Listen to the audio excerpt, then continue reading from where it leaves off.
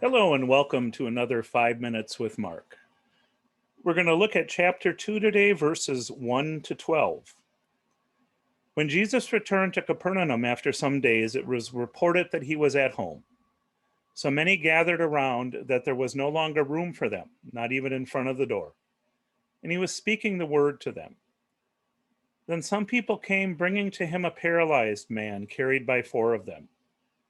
And when they could not bring him to Jesus because of the crowd, they removed the roof above him. And having dug through it, they let down the mat on which the paralytic lay. When Jesus saw their faith, he said to the paralytic, "Son, your sins are forgiven."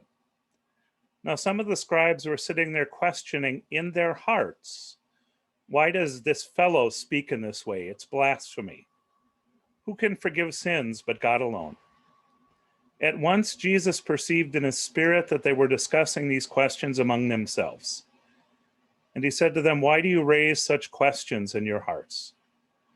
Which is easier, to say to the paralytic, 'Your sins are forgiven,' or to say, 'Stand up, take your mat and walk'? But so that you may know that the Son of Man has authority on earth to forgive sins," he said to the paralytic, "I say to you, stand up, take your mat, and go to your home." And he stood up and immediately took the mat and went out before all of them, so that they were all amazed and glorified God, saying, "We have never seen anything like this." The first thing that caught my eye, and I've read the book of Mark a lot of times, is when Jesus returned to Capernaum after some days, it was reported that he was at home. I thought he lived in Nazareth. At least that's where Mary and Joseph lived. Did a little bit of looking and don't know whether Jesus homed home there or whether he was just staying with friends. But that was probably his home base. And as we've seen in a couple of the stories before this, Jesus's fame has spread. So when people know that Jesus is somewhere, they want to be by Jesus. And so a group of people arrive carrying a paralyzed man, and we know that Jesus is speaking the word to them, probably that good news. And so Jesus heals by saying, "Son, your sins are forgiven." And we have here then one of the first encounters of Jesus with the scribes, with the religious leaders, with the good religious leaders of his day. They talk about with one another about, who is this that he forgives sins? They call it blasphemy.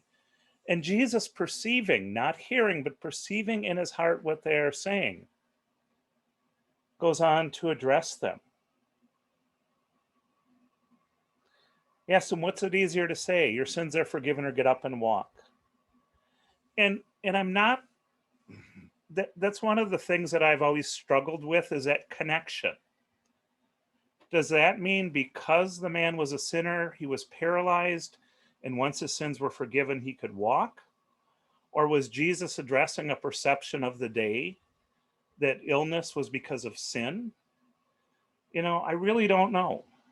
I would have to look a little bit deeper. But what Jesus says next is wonderful. He says to the religious leaders, "So that you may know that the Son of Man has authority on earth to forgive sins." He says, "Stand up, take your mat, and go home." And the man stood up, and immediately, it's number 5, he took the mat and went out. So that all were amazed and glorified God, saying, "We've never seen anything like this." It's an interesting conversation that's happening with Jesus and the religious leaders, because they're questioning him. I don't think that they understand him. I don't think that they understand how he heals, how he teaches, how he preaches. I don't think that they understand his message. And Jesus just flat out lays it out there for them.